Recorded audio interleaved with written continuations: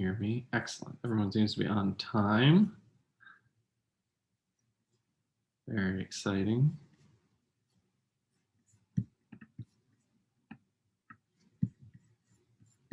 All right, we'll just give a couple more minutes for everyone to log on.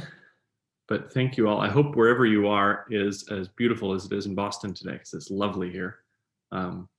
Sunny, not too hot, nice breeze. I think everyone's on the East Coast, so everyone should have at least some version of this weather, hopefully. Great, we've got, oh good, we've got lots of people logged on. 35, 36, great. Well, I'll just give a minute or two to make sure I don't have to give the instructions 4 times. But thank you guys for joining. I've changed my background to Chablis. Observant people will notice. This kind of weird moonscape behind me is Chablis. I believe it's actually one of the vineyards we'll be tasting from today. I think it's in Butteaux, but I don't. My GPS tag on this wasn't specific enough to tell me where it was. Great. Well, while we are waiting for everyone to arrive, please, if you haven't done so yet, you can pour your wines into your glasses. And these will all be, obviously they're all from Chablis. They're all the same grape. They're all within a year or two of each other. They should be super interchangeable. Sometimes we do, different reds where we'll start really light and we'll end very heavy and rich. And so it makes sense really to just only go in one direction. But with these, you should jump around as much as you want. And don't let my long intro or instructions slow you down. So if you feel like starting now, please do. While we're all starting, most of you guys, although we have a fair number of new people on this one. So hello to all the new people and welcome. And to everyone, just as a reminder, this will be a one-way broadcast. So it'll be just me to you guys. You won't be on camera, so you can wear as much or as little as you'd like. And I do hope you guys will participate through the chat function, though. You can send in questions or tasting notes.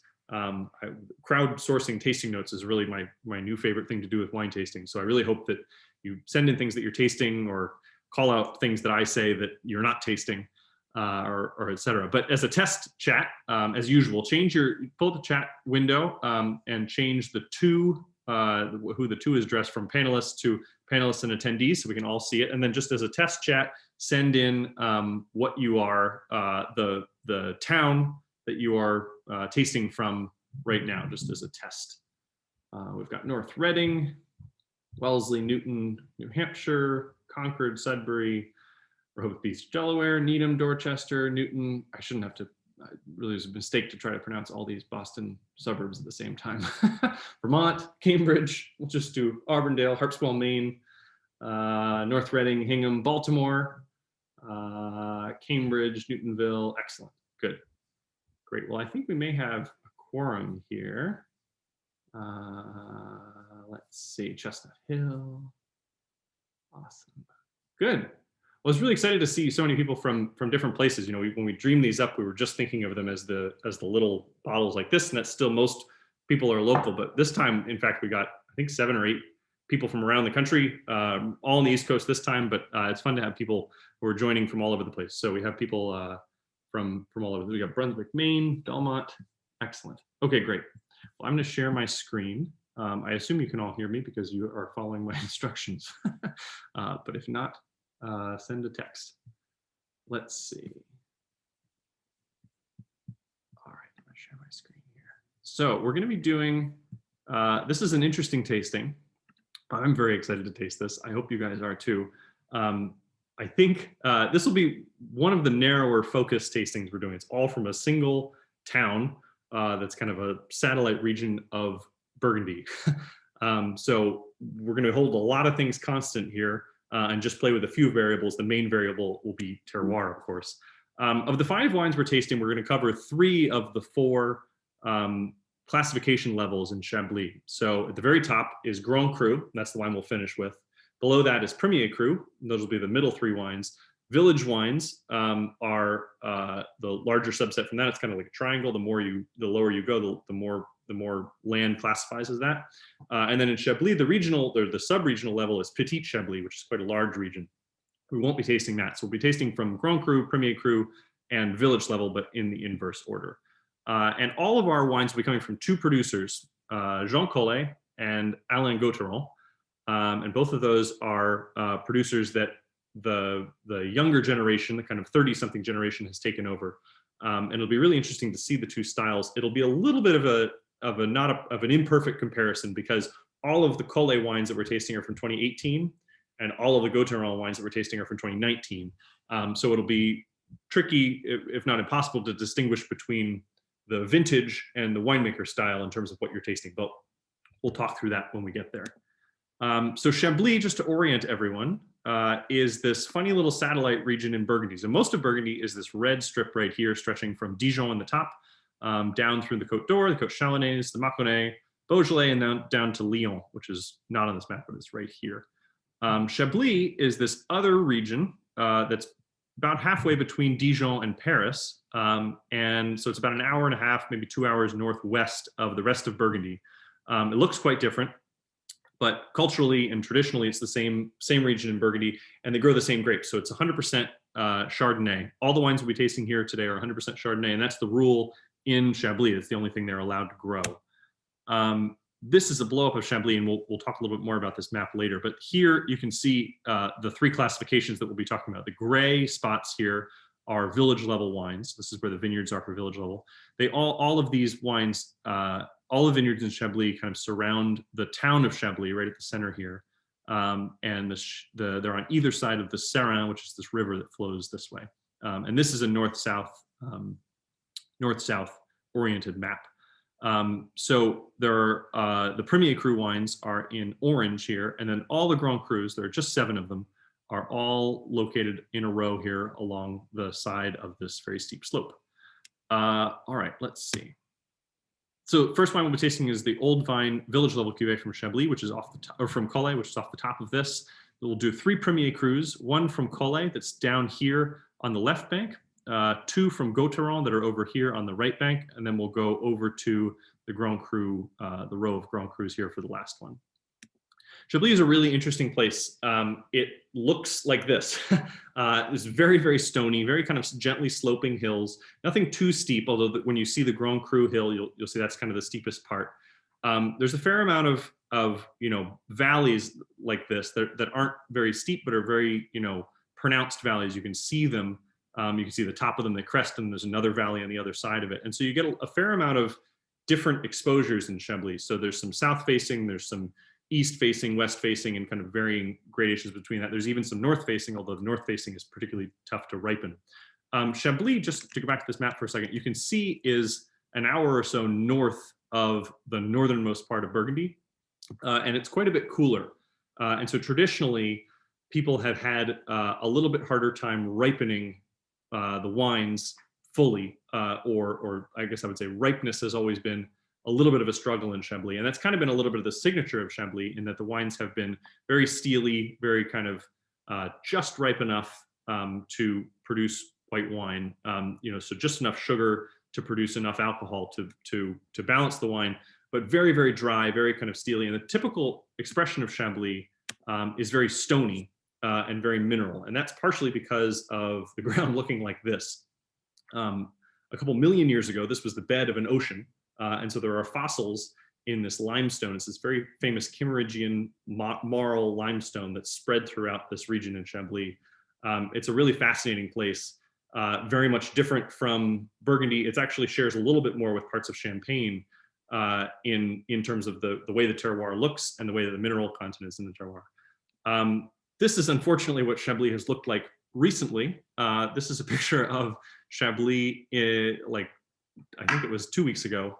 They had a horrendous frost, and we'll talk about this more later, but there was Chablis, because it's so far north, is kind of on the cutting edge, unfortunately, so to speak, of climate change and how climate change is affecting winemakers around France, but particularly in Burgundy. This is a frost that happened in Chablis. It happened actually all over France, which is unusual. Usually it's much more single places, but almost all vineyards in France were hit by this at the beginning of April. And so the buds, because it's warmer earlier in the season, the buds come out earlier, and then they're at risk for these frosts, for temperatures that are not unusual or didn't used to be unusual in April, but are now extremely problematic. If the buds have come out too far, they can be frosted and damaged, and you can lose, 60, 70, 80%, even 100% of different plots of your vines in a single night or 2 nights, and kind of before even the growing season has started. So frost in Chablis is a real issue, and it's something that they're dealing with quite a bit. But they're dealing with it, kind of stoically, and lighting these candles and coming up with really interesting new ways of combating frost. And we'll talk a little bit later as we taste the wines about how the character of the wines is also changing. All right, that's a long intro. Let's get to some wines before everybody starts logging off. Okay, so the first wine we're going to be tasting, first 2 wines are from Jean COLLET. The first one is an old vine cuvee at the village level, and then the second one will be a Premier Cru from down here. So this is the Vignes Chablis from 2018 from Jean COLLET. 18 was actually a year when the frost didn't really hurt most of Chablis as much as it has in other years, and they produced a ton of wine. It was a very hot year, and it was a year that was very that produced wines with a lot more, because of the heat, produced wines with a lot more ripeness than is typical or used to be typical of Chablis. So in the 18s, you probably taste a little bit more ripeness than usual. So this is their village level old vine cuvee. The vines are 85 years old, which means they were planted in the 1930s. And just for a second, pause and imagine being in France in the 1930s and deciding to plant vines that have survived until 2021. It's kind of just a remarkable thing. The producer here is Romain Collet, the guy in the middle. The guy who you see on the left here is my father, Mark. I think Mark is on the call. I saw Harpswell. Yeah, Mark's here. So Mark will be popping up in these couple of these different photos. Romain Collet is a 30-something winemaker who took over for from his parents, and he's really elevated the the quality and the reputation of his domain.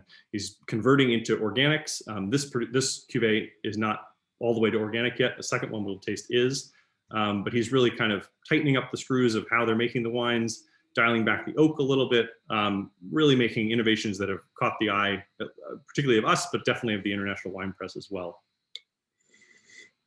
So the old vine Chablis, this sees no oak at all. And that's actually typical. A typical expression in Chablis is very little or no oak, which also sets it apart from the white Burgundies of the rest of Burgundy.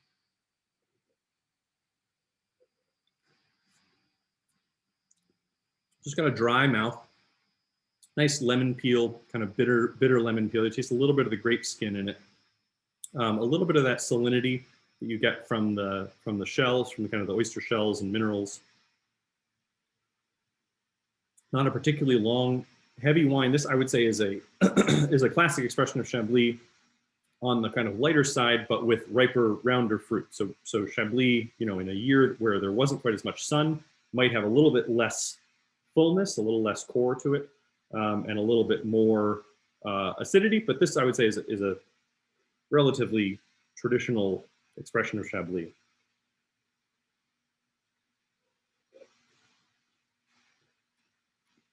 Nice clean finish, no oak at all. And so what you're tasting is the fruit, the minerals, a little bit of that salty saline, salt air, sea spray quality, with a tiny little bit of herbal, very, very dry herbs to it, but not a lot. But I would say this is a classic expression of Chablis. Here's Romain again. He has, I think, 12 or 13 different wines that he makes from over 30 different plots all around Chablis. And he's actually expanded recently into other appellations in the area too, just because he's had some years where their yields have been so low that he's just, had empty tanks that he's decided to make extra wine with someone else's grapes. But traditionally, he's just making wine in Chablis. This is another picture of what the vines in Chablis look like. This is the younger vine. So this is not from the same plot, but you can see it's kind of this mix of these very, very hard, very bright white limestone, and then a little bit of clay, depending on where you are. And so the amount of clay the clay to limestone ratio, and then the angle of the slopes, the amount of drainage, and then also the depth of the soils, the depth of the slope, all play a factor in kind of the character of the wines. All right, so easier to do these tasting notes when you have two wines to compare. So we'll move to wine 2, then we can go back and forth between 1 and 2 and talk about what people are tasting. So wine number 2 is a Premier Cru from the Butteaux vineyard, and it's right down here at the end of this valley. This is one of those valleys that is in the picture. Get the next picture. Yeah, so this is the Butteaux Valley. You can see these kind of gently sloping hills, very, very stony as usual. Butteaux is at the very top of a hill, actually. It's hard to see on this map, but Butteaux comes from the word butte or boot, at the top of a hill. And so it's a sub vineyard of the Montmain vineyard. So this is the Montmain Valley, and there's Montmain and Forêt and Butteaux are all kind of part of the Montmain Valley. Mostly people that make wine in Forêt and Butteaux name them after those, but technically it's all part of this large, long Montmain vineyard. The Collets also make wines in Montmain up this area over here and in Forêt. So they make 3 different cuvées, Montmain, Forêt, and Butteaux. The one we're tasting today is Butteaux. So you can see in the nose, it's a little bit, there's a little bit more spice. So there's kind of a little bit more savory notes.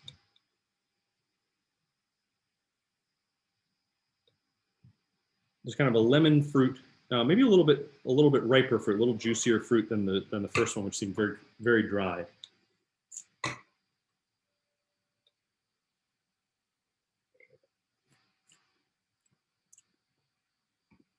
In the mouth, I think you can see there's a bigger difference than in the nose. Mouth has more substance, more richness, more softness around it. Still Chablis, still that mineral. This doesn't see any new oak. He raises 2/3 of it. He does all the fermenting for this cuvée in tank, and then 2/3 of it, 1/3 is raised in tank as in the élevage, and then 2/3 is raised in old oak barrels. So it sees some oak, but no new oak. So you don't really get a lot. I'm not getting a lot, at least, of any kind of toasty, oaky flavor. But there's certainly more persistence. It's longer in the mouth too, I think, than the first.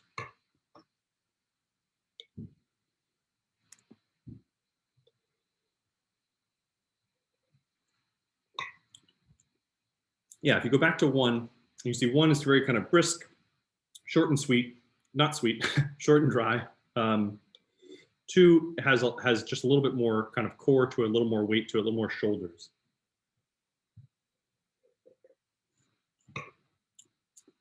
Let's see, Jeff says, good depth, taste the old vines, classic Vieillage. We took up another step in terms of intensity. Yeah, I think the intensity is what I'm tasting there. It's longer, there's more mid palate. There's definitely more notes too. You kind of get like, 3 notes all hitting very nicely, very kind of classic in wine 1. 2 has a lot more things going on, kind of herbs come in on the side, maybe a little bit of lime or kind of maybe a different fruit from lemon. But there's kind of a more complex array of notes. Anyone disagree? Anyone tasting things that I'm not tasting or tasting things that I should be tasting? Text in some notes if they occur to you. Roma has played around with how he's been aging Butteaux. In 2019, he aged it in eggs, in big concrete eggs, which are kind of a fad, or maybe not a fad, that's too harsh a word. They're trendy among winemakers right now. And so Butteaux in 2019 is like this, but kind of even softer and richer and rounder, because the eggs really allow you to have a very slow fermentation. They keep it very cold. And so they preserve a lot of fruit and a lot of softness and kind of density and texture. All right, so there are 2 different styles, I would say, of Chablis. They're kind of, how you would expect them to be. Whoops. I'm going to stop sharing my screen and do a quick poll of which of them you preferred. They're at 2 different levels, so there'll be 2 different prices, but they're kind of 2 different. I wouldn't say that one is qualitatively better than the other, or obviously qualitatively better than the other. So if you have a preference, you can vote now.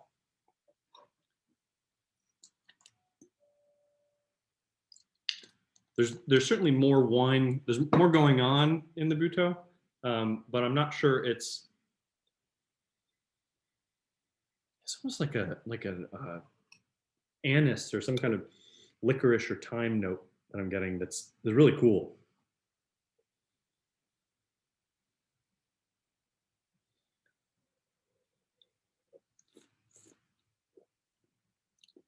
yeah, just much more to it in mouth.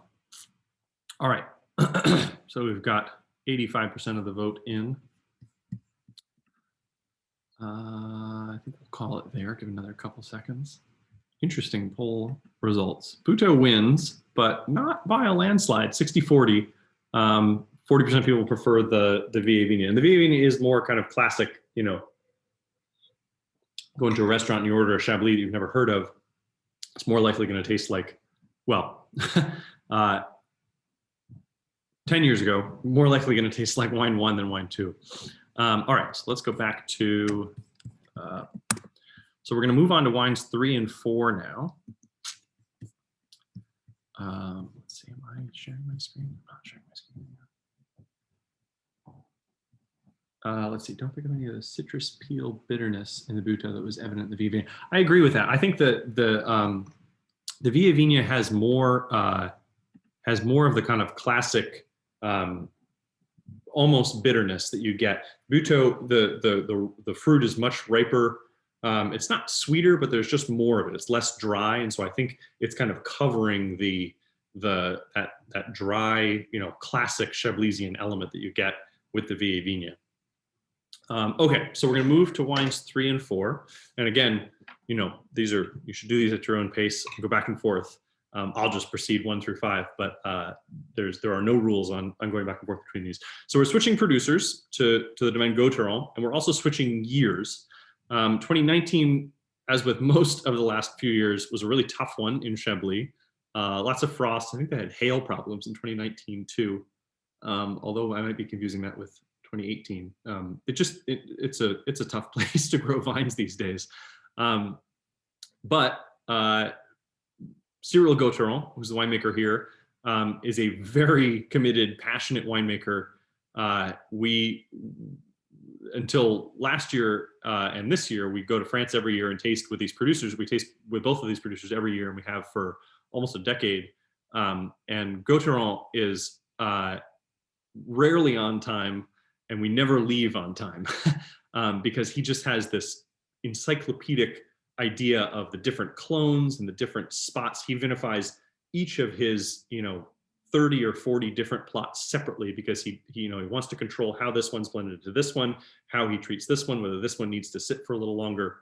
He's kind of a mad scientist, but he's really good at it. So we follow along with him. The wine we'll be tasting today is another Premier Cru. So we're staying at the Premier Cru level, but we're going to the right bank of Chablis. So the left bank here are these vineyards on this side. The right bank are these on this side here. The right bank is where all of the Grand Crus are. The right bank, because it faces more westerly, the Vaucoupin faces kind of due south, but there are more westerly facing vines on this side and more easterly facing vines on the left bank. In general, the right bank wines, very broadly speaking, are kind of fuller and rounder and richer because they get more sun. And with the Grand Crus being kind of at the very far end of the spectrum of that, they just get because they're facing south or southwest, they end up with more sun exposure, more daylight hours. It's interesting to think of, if you go down to Burgundy, to the rest of Burgundy, and look at maps, all of the vines, with a couple exceptions, are east facing. And when you get up to Chablis, they are kind of southeast or southwest facing. And if you had vines that were southwest facing like this on the right bank here in the Côte d'Or, an hour and a half to the south with that much more sun and that much more heat, you'd end up with huge, big, rich, buttery wines. But in Chablis, because they're always on the margin of freshness and ripeness, they're able to, they kind of need that extra couple hours of sun in the afternoon, or traditionally they have. That's starting to change now. I'm missing a lot of comments here, sorry. Sucrosité for the Butteaux. Yeah, I agree. Sucrosité for sure. Let's see. Pretty sure that's Vaucoupin. No, Vaucoupin I know is coming up actually because I have a different thing. 3 is more. Okay, yes. You guys are ahead of me. Sorry. I'm glad that you're ahead of me. All right. So here's Cyril GAUTHERON with this very cool topographic map of Chablis that I think Roma has too, that I really want one of. I have not found, and if I found it, I'm not sure how I would get it back. Here is Vaucoupin. So this is Mark, my father, standing in Vaucoupin. And this is wine number 3. So you can see a totally different nose, different fruit profile. Again, we're switching producers and vintages, so it's not a perfect comparison between the two. But there's definitely a different fruit profile. If you go back to 2 has, you know, 2 is that kind of, I don't know, it's kind of steely clean, and 2 and 1, the COLLET style is very kind of precise, varying degrees of richness and softness based on where they are and the level that they are, but very, you know, precise and kind of linear and serious wines, I would say. GAUTHERON's wines are a little bit, for me, a little bit rounder. They're a little bit more fruit forward. Again, we're tasting a year younger, so these wines will naturally have more fruit. But Vaucoupin is a very sunny spot, gets a lot of sun, a lot of ripeness. The vines here, I think his vines are old. Yeah, 50 years old. So they're relatively old vines too. You get a lot of wind through here, through this valley, and they're pretty steep. As you can see at the edge of this picture, they go down the hill quite a bit. And so it's very stony, as you can see, but you get a lot of sun and you get a lot of drainage. So it's kind of extremes. The drainage, you know, makes it harder for the wines to hold any water, so they get a little bit tighter, a little bit more steely. But you combine that with all the sun that it gets too.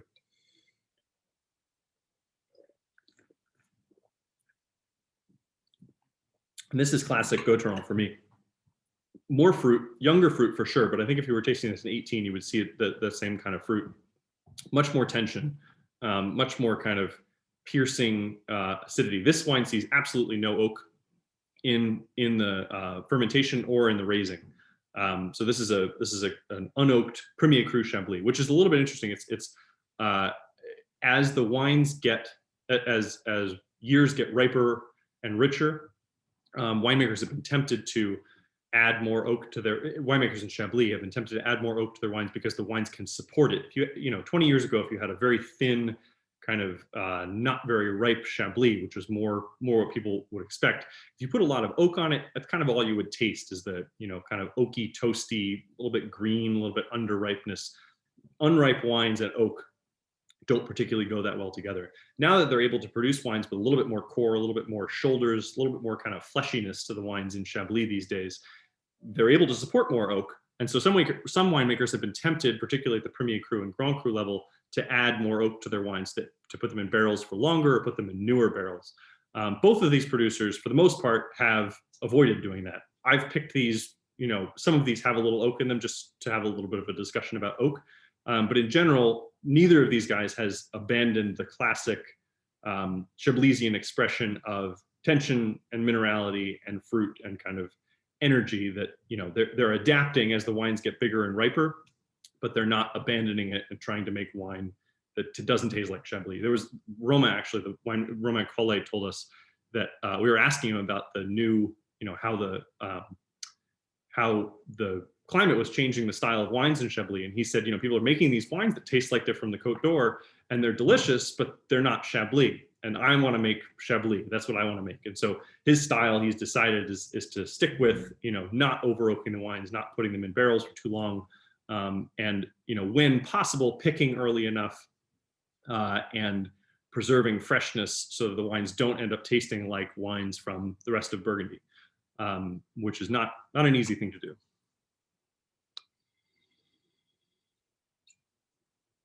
All right, so Vaucoupin, I think is lovely. It's very interesting to go back and forth between the COLLET.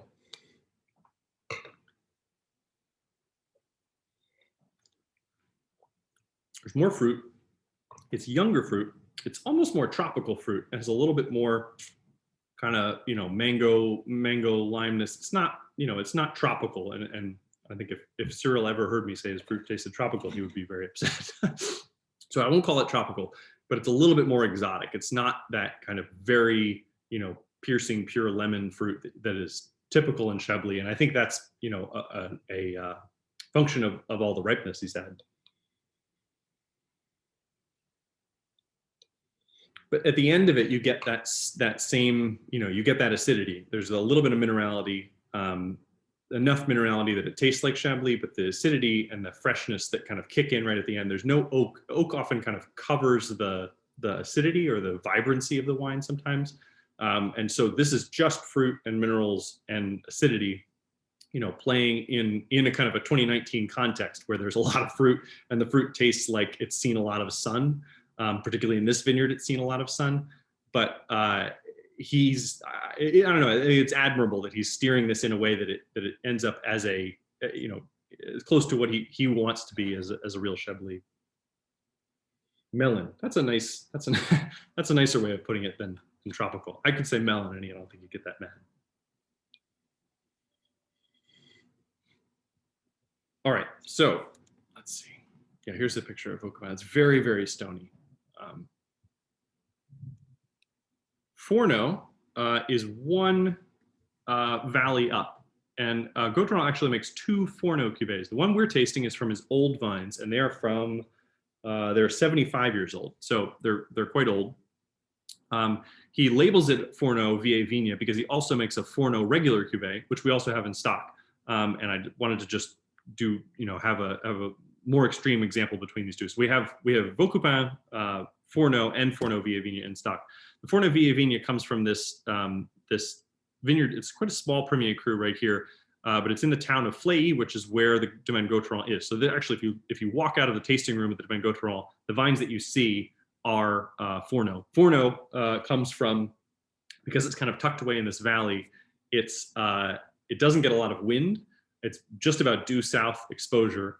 And now it's, because it's quite a steep valley. I think I have a picture of it. Yeah, here. So this is the Fourneaux Valley. It's quite steep in the bottom, and the bottom these days is very prone to frost. And they've had a couple tough years at the bottom, but it's named Fourneaux. Four is the French word for oven, and it used to be a valley, still is a valley, that kind of bakes because it's off to the side, doesn't get a lot of wind, it doesn't get cooled by the wind. So it's a valley that traditionally, again, when ripeness was the goal and wasn't easy to find, Fourneaux was a valley that would often have a lot of sun, a lot of heat, a lot of richness. The other thing to know about this vine, so these are 75-year-old vines. They're quite old. This is one of the only cuvées from Cyril, this guy on the left here, that is oak. So it's 15% oak, and it's so you'll taste, it's oak in a Chablis context. And I will say that, if you taste 5 wines and you taste different levels of oak, you kind of naturally think, okay, the oakiest is oaky and the least oaky is not oaky. And just as a reminder, as you're going through these, all 5 of these wines are at the very low oaky end of a French oak spectrum, and really in particularly of a global spectrum. So we're splitting hairs here in an oaky context. These are the old vines in Fourneaux. So they're quite old. They're big, thick bushes almost. And Fourneaux has a little more clay in the soil than Vaucoupin did. So it produces wines with a little bit more character, a little bit more substance to them. Still, you can see these huge limestone rocks in the soil, but there's a little bit more clay in the soil than there is in Fourneaux.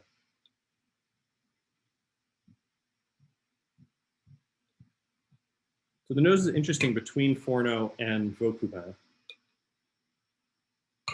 The oak isn't the thing that I'm getting in this, but there's an element of kind of, I don't know, it's less juicy than the Fourneaux. It has a little bit more of sophisticated polish to it.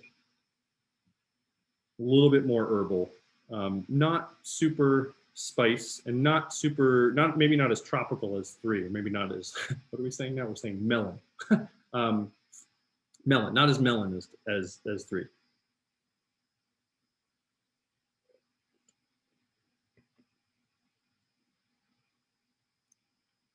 It's interesting, in the mouth, I think, is where you really see a difference between these two.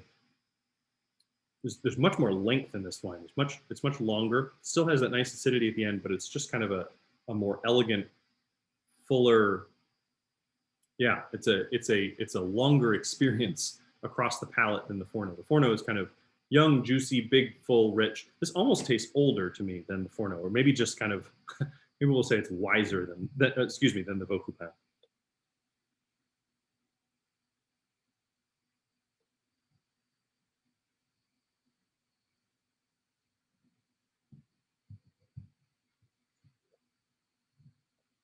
Yeah, there's just a lot of layers to this wine. So a layer of fruit, a little bit of a the oak isn't like a layer for me. It's just kind of rounding out the sides of it, but it isn't one of the primary things that jumps out at me. I don't know if anyone disagrees. Please call me out. There are no wrong answers here. For me, the Vaucoupin is kind of young, juicy, Premier Cru energy, but in a completely unoaked bundle, which is you don't usually get to taste. It has depth, but it doesn't have the same depth that the Fourneaux has. For me, I should stop saying.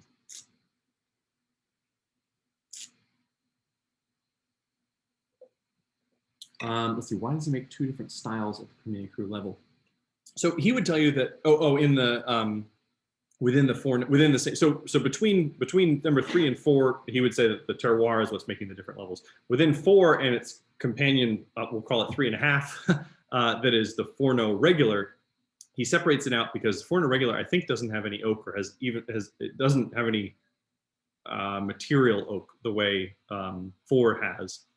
And the Fourneaux vineyard, he has very old vines and he has younger vines. And so often winemakers, when they produce, if they have enough of both of those halves, will produce a younger vine cuvee and an older vine cuvee, because the fruit quality is different. So as vines age, the yields go down, and the number of bunches per the juice in the grapes goes down, but the number of bunches per vine goes down as well. So you get a different amount of kind of skin to juice ratio. The older a vine gets, the deeper its root system goes, so it pulls more nutrients in. So it's just the wines you get from old vines are more concentrated and more kind of wound together. They just have more substance. They age better in general. In fact, I'll send after this. We just wrote a piece on our journal about climate change, which is topical in Chablis, but also one about vine age, where you can just about what happens as a vine ages and is it better. And so Cyril has decided, partially from his mad scientist wanting to control everything, but partially from maybe a marketing perspective, that he wants to make an old vine cuvee and a regular vine cuvee. In every plot, he'll have vines that are different ages. So in Vaucoupin, he probably could make an old vine cuvee and a young vine cuvee, but he doesn't have, I don't know if he doesn't have enough, or he decided they weren't different enough, or if the ages weren't different enough. For 75-year-old Chardonnay vines in Chablis will produce a very different quality of grape and a very different character of grape than young vines in Chablis. And particularly when you're not dressing it up with any oak or any appreciable oak, you really, the concentration of the vines is adds a more noticeable amount of difference. And so I think that's probably why he's deciding that. Let's see.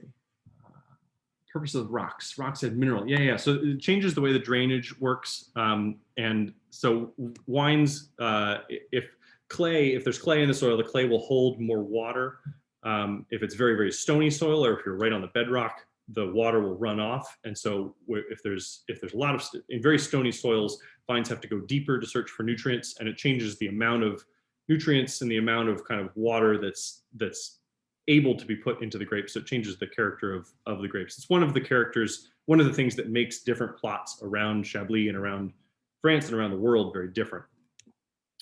Okay, so we're going to move to wine 5, the Grand Cru Valmur.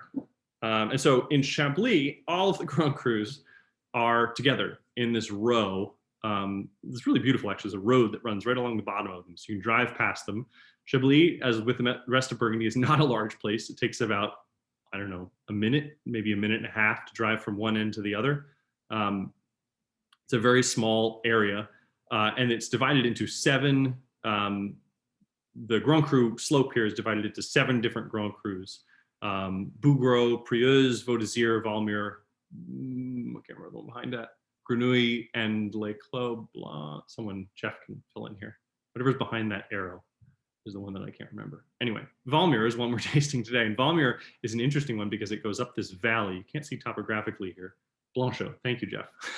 Valmur goes up this valley, and it actually has, so it's its own valley within the within the Grand Cru slope.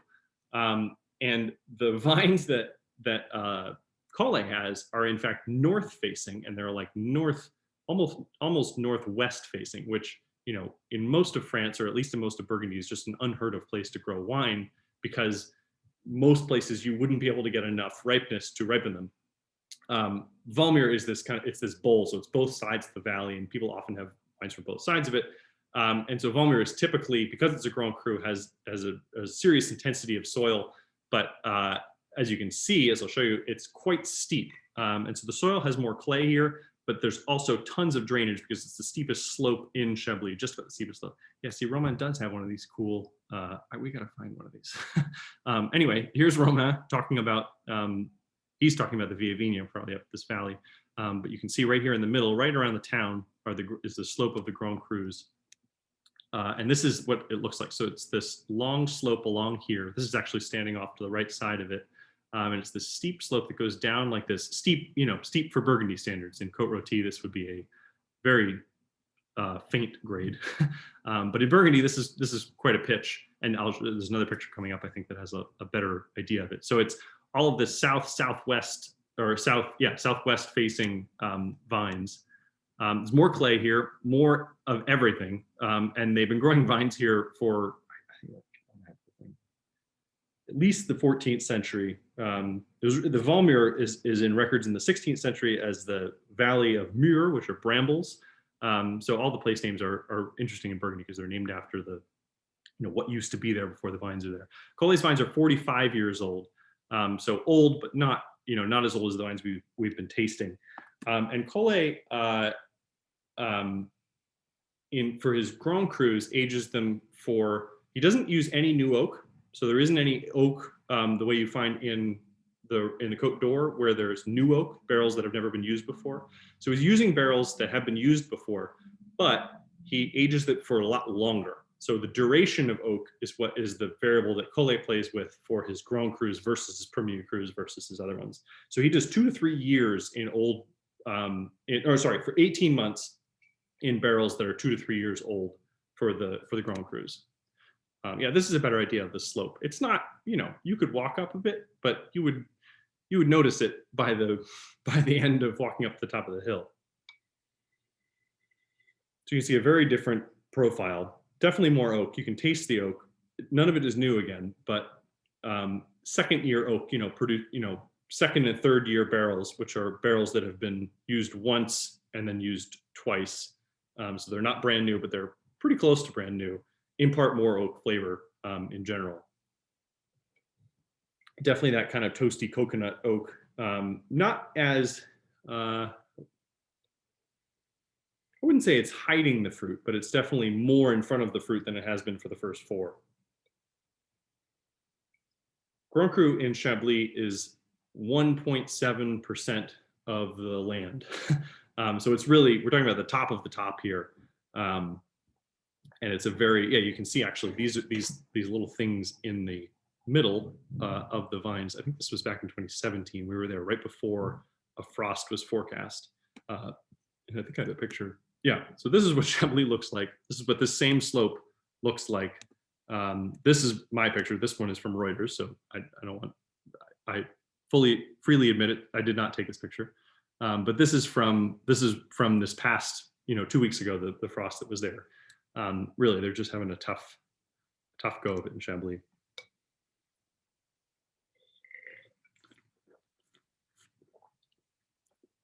Yeah, where you really get more, the mouth is the kind of fullness, richness, lots of layers. Still that nice kind of Chablisian punchiness to it. This doesn't, for me, this doesn't taste like, you know, a wine from the Côte d'Or. It doesn't taste like a you know, a Meursault or something. It shares maybe a little bit more more characteristics with Meursault, but there's that kind of nice Chablis backbone to it that's still in this wine. Let's see. Oh, sorry, you guys have been texting this in. Valmur, balance of richness, mid palate length. Yeah, the length is impressive here. Nose is interesting and beautiful. Yep. Less tension in the Valmur. I think that's right. Less tension, particularly because we're tasting it. It's a year older, but it's also wine that is just kind of, you know, it's built for a longer haul. There's just more, there's more kind of flesh on the bones that are covering the tension. Tarragon and dill. I like that. Matt D. Good job, Matt. Yeah, the spices in, you know, when you get to the Grand Cru level are really, really cool. Oh, and there's that nice kind of understated dry fruit in there too, though. There's a spice, there's a little bit of the oak, but in the nose, there's a very kind of clean, dry fruit to it.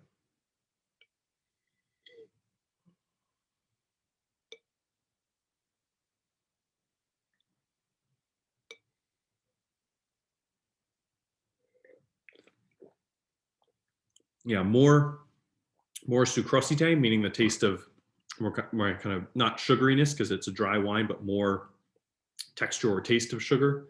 Lots of depth, lots of length. Oh, you know what? I forgot. I was supposed to do a poll. Hang on.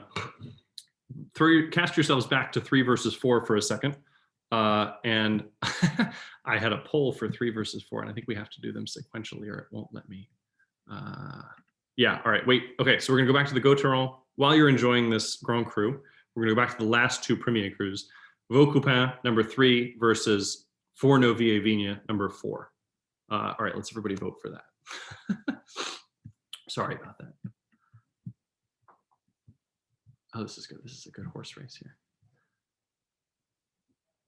Let's see. I often find the nervous energy most prevalent. Last much longer. Forward cellaring. Yeah, I think cellaring. The Grand Cru screams cellaring to me. And you know that there's kind of fruit and spice, but none of it is overly done. None of it is kind of over the top in a way that, you know, if you kind of go out too hard, like a race, if you go out too hard in the beginning, you can't finish. I think a wine like this that has tons of intensity and concentration, that still shows a little bit of restraint. There's a lot of dry extracts kind of all into a neat Chablisian bundle. I think that bodes well for the future of the wine. Okay, we've got 90% of the vote in. Share the results. We have 23 votes for the Fourneaux and 14 for the Vaucoupin. So not a landslide either. Almost the same 60-40 as the first poll. Okay, let me go back to this. I believe maybe I'm done. I'm not sure I have any more cool photos for you guys. Let's see. I do want to hear people have been texting good things about the Valmur, but I want to hear people's notes. Valmur's spherical. Ah, that's very good. Spherical. Nothing sticks out. It's very clean. It's not clean in a linear Chablisian way that, you know, the first ones were, but it's very complete wine. It has, you know, nothing is kind of missing. There are no jagged edges, but there's nothing, no holes in it either. While I'm thinking of it, no edges. Yeah. All right. I think no edges is the thesis here. While I'm thinking of it, I forgot to do this last tasting. Please take out your phones if you have them around you, and just take a picture of your tasting setup, and I'll do the same thing. And I will put my number in the text, and text me what your tasting setup looks like. There.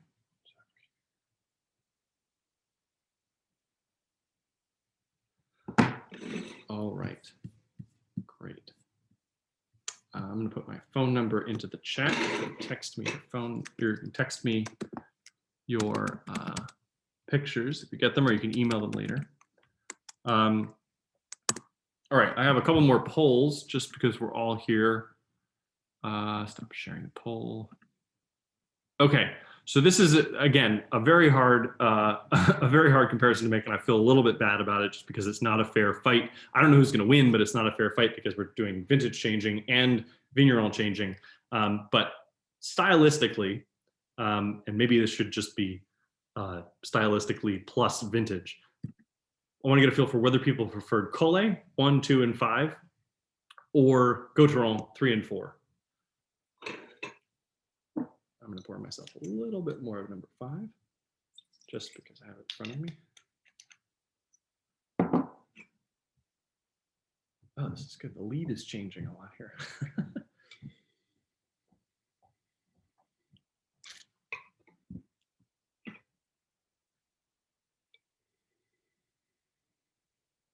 Yeah, you know, it's funny when Collet's wines first arrive, whenever we taste samples of, like last week, we actually tasted Mark, my father and I tasted the samples of the 19s from Collet, because we were not able to go over there this year. The oak in the Grand Crus just seems, it almost seems overdone. And I always think, I wish he hadn't oaked it that much. And then a year later, I think, oh, it was probably the right amount. And then like, if you taste it 5 years later, you think this man is a genius. That's exactly what he's doing. It's probably why I'm not making the wine over there, and he is. All right, let's see. Tough vote because 1, 2, and 4 were our favorites. Yeah, this is a hard one to do, and it's neck and neck here too. We've got enough of the vote in. We'll share the results. We've got 19 votes for Collet and 16 votes for GAUTHERON. GAUTHERON makes some Grand Crus actually that might have tipped the balance, and Collet makes some 2019s that might have tipped the balance the other way. So we'll call this just a note of interest. Okay, so we'll do favorite overall, price insensitive, or price blind. We'll just do which of these 5 wines hit you the most today. Which was your favorite?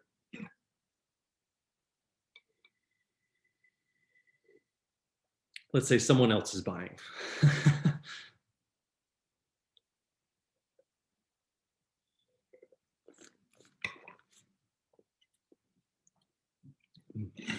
That's nice.